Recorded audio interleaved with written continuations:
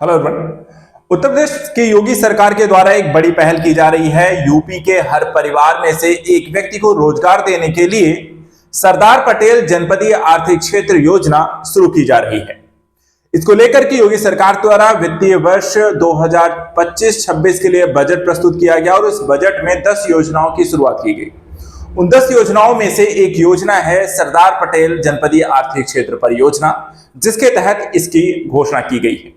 तो चलिए यहां पर डिस्कस करते हैं ये प्रक्रिया क्या होगी, किस तरीके से इसमें रोजगार प्रोवाइड कराए जाएंगे, उत्तर प्रदेश सरकार के द्वारा इसको लेकर के किस तरीके से कार्य किए जाएंगे और पूरी यहां पर व्यवस्था क्या होगी। साथ ही सरदार पटेल के नाम पर इस योजना को क्यों रखा गया है, उनका योगदान और उनसे संबंधित पहलुओं के बारे में भी जानकारी हासिल करेंगे। सबसे पहले लेकिन नजर डालते हैं जो योजना यहां पर आपको चर्चा का विषय बनी है, जो न्यूज में भी यहां पर है कि सरदार पटेल जनपदीय आर्थिक क्षेत्र योजना है से परिवार के एक व्यक्ति को यहां पर रोजगार देने को लेकर के कार्य किया जाएगा। इसकी शुरुआत कैसे हुई, तो सबसे पहले हम बात करें तो बजट इस साल जो प्रस्तुत किया गया था मुख्यमंत्री योगी आदित्यनाथ के द्वारा 2025-26 के बजट के दौरान इस पर यहां पे चर्चा की गई थी। इस महत्वाकांक्षी परियोजना को लेकर के योजनाएं देखा जाए तो करीब 10 योजनाओं की घोषणा योगी सरकार के द्वारा की गई है, जिसके माध्यम से प्रदेश की आर्थिक व्यवस्था को बेहतर बनाना है, समाज के विभिन्न वर्गों का उत्थान, ऐतिहासिक विरासत का संरक्षण भी इन योजनाओं के माध्यम से किया जाना है। प्रदेश सरकार इन योजनाओं के महापुरुषों के नाम पर इन्हें समर्पित किया है ताकि उनके योगदान को भी चिरस्थायी बनाया जा सके, यानी कि हर एक योजना को एक महापुरुष के नाम पर रखा गया है। ऐसी 10 योजनाएं उत्तर प्रदेश सरकार के द्वारा घोषित की गई और उन्हें अलग अलग यहां पर महापुरुषों के नाम पर रखा गया है। ये जो योजनाएं हैं कई अलग अलग क्षेत्रों से को लेकर के समर्पित है, जैसे कृषि है, उद्योग है, शिक्षा है, सामाजिक कल्याण है, रोजगार है, और साथ ही साथ महिला सशक्तिकरण है और बौद्धिक विकास से जुड़ी हुई ये परियोजनाएं हैं।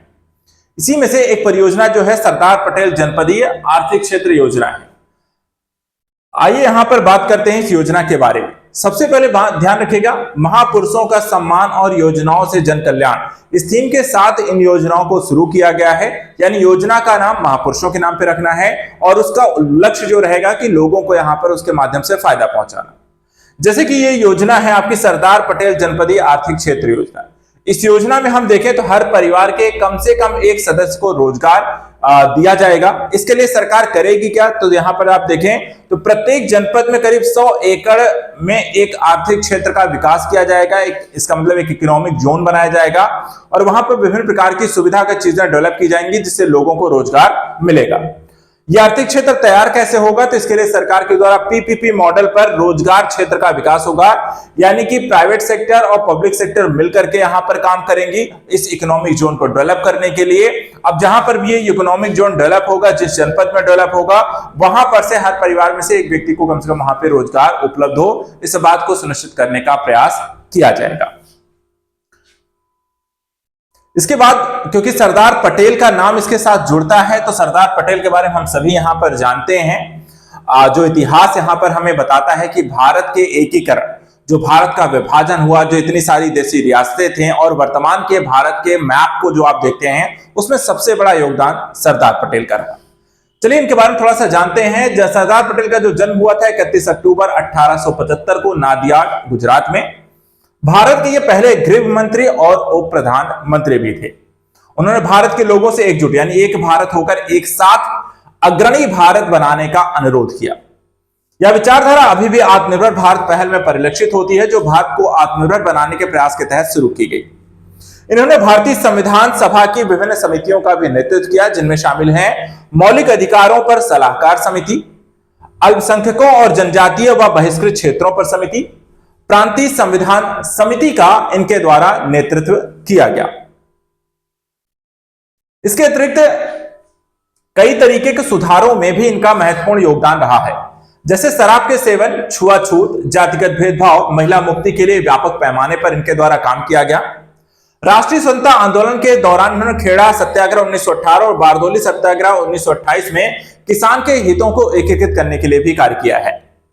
बारदोली की महिलाओं ने वल्लभ भाई पटेल को सरदार की उपाधि दी, जिसका अर्थ है एक प्रमुख या एक नेता। सरदार पटेल को आधुनिक अखिल भारतीय सेवाओं की स्थापना और भारतीय सिविल सेवकों के संरक्षक संत के रूप में भी जाना जाता है, तो इनका योगदान इतिहास में अमूल्य है। इसके अतिरिक्त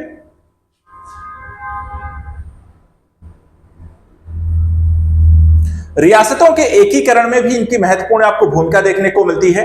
जैसा हम सभी जानते हैं, भारत के पहले गृह मंत्री और उप प्रधानमंत्री थे। 565 रियासतों के एकीकरण में यहां पर इनका एक महत्वपूर्ण योगदान रहता है। त्रावणकोर, हैदराबाद, जूनागढ़, भोपाल, कश्मीर जैसी कुछ रियासतें भारत में शामिल होने के विरुद्ध थी। सरदार पटेल ने रियासतों के आम समझ बनाने के लिए कई प्रयास किए और साम दाम दंडभेद की नीति अपनाकर इन्हें भारत में शामिल किया। जैसे कि जूनागढ़ की रियासतों निजाम के द्वारा शासित हैदराबाद को जोड़ने के लिए बल का प्रयोग इनके द्वारा किया गया, यानी सेना के माध्यम से भारत संघ में इनका विलय किया गया। इसी तरह सरदार वल्लभ भाई पटेल ने ब्रिटिश भारतीय क्षेत्र के साथ साथ रियासतों के एकीकरण करके जो बाल्कनीकरण की एक प्रक्रिया रही है उसका यहाँ पर उसको होने से रोका भारत का। भारतीय रियासतों में भारतीय संघ के एकीकरण की भूमिका के कारण, भारतीय संघ के जुड़ने के कारण ही, इनके योगदान के कारण ही इसे हम भारत के लौह पुरुष की भी संज्ञा दी जाती है। 15 दिसंबर 1950 को बंबई में इनकी मृत्यु हो जाती है। स्टैच्यू ऑफ यूनिटी देखा जाए तो सरदार वल्लभ भाई पटेल की 143वीं जयंती के अवसर पर 31 अक्टूबर 2018 को इसका निर्माण किया गया गुजरात में। स्टैच्यू ऑफ यूनिटी जो है विश्व की सबसे ऊंची 182 मीटर यहां पर ऊंची मूर्ति है। चीन के स्प्रिंग टेम्पल बुद्ध मूर्ति से 23 मीटर ऊंची है और अमेरिका में स्थित स्टैच्यू ऑफ लिबर्टी 93 मीटर की ऊंचाई की लगभग 2 गुनी है। जनवरी 2020 में इसे संघाई सहयोग संगठन के 8 अजूबों में भी यहां पर शामिल किया गया है। इस तरीके से सरदार वल्लभ भाई पटेल की जिस तरीके से कार्य उनके द्वारा किया गया, कुछ ऐसी ही पहल के तहत सरदार पटेल जनपदीय आर्थिक क्षेत्र परियोजना के माध्यम से उत्तर प्रदेश सरकार राज्य के आर्थिक विकास को सुनिश्चित करने का प्रयास करेगी और साथ ही साथ हर परिवार से एक लोगों को रोजगार भी देने का प्रयास करेगी। इसके लिए आर्थिक जोन को डेवलप करने के लिए पीपीपी मॉडल पर काम किया जाएगा। उत्तर प्रदेश से संबंधित करंट न्यूज के लिए लगातार आप हमारे साथ जुड़े रहें। फिलहाल आज के लिए इतना ही। Thanks so much and good luck.